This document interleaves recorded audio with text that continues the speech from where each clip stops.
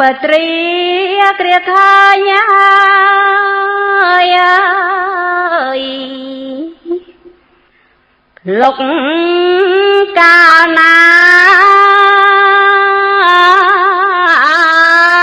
អរាចុកណែនសែនអួលក្តៅអរាសែនទុក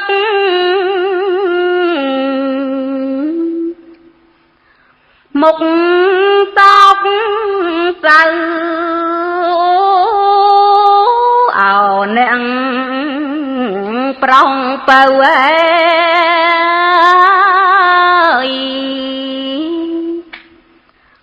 ប្តីសំឡាញ់ប្អូននឹកអ្នកណា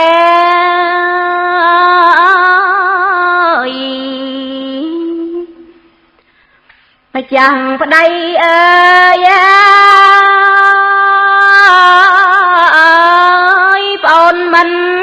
ដឹងឡើយទេម្ចាស់បងអើយមកប្រាប់អើយដំនឹងឲ្យនួនល្អប្អូនសូមខ្សែផងអើយម្ចាស់បងអើយ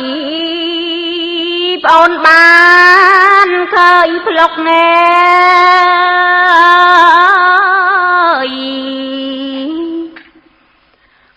ទុកអត់ស្បាយឲ្យម្ចាស់ប្តីអើយប្អូនសូមតងប្អូនមិនដឹងប្តី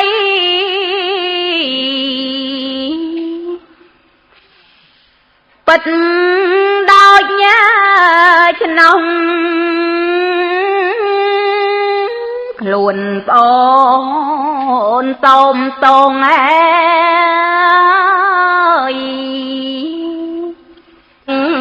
បងហើយពេលនេះប្អូនសូម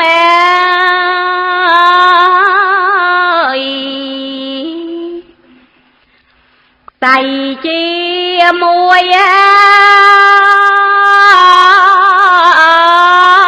លំបាកទុកព្រួយជាមួយគ្នាសូមស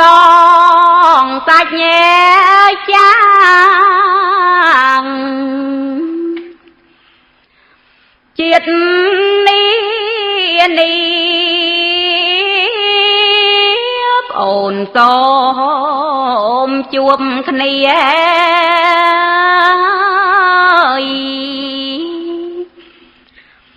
គ្រាអង្គសា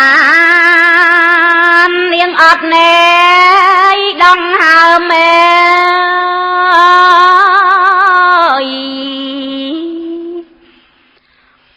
តៃជន់មីឲ្យបានជួបគ្នា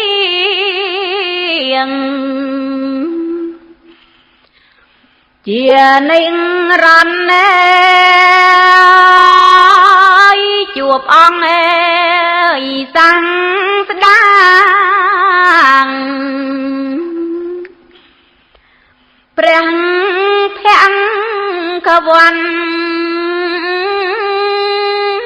ឲ្យតន់សាសនា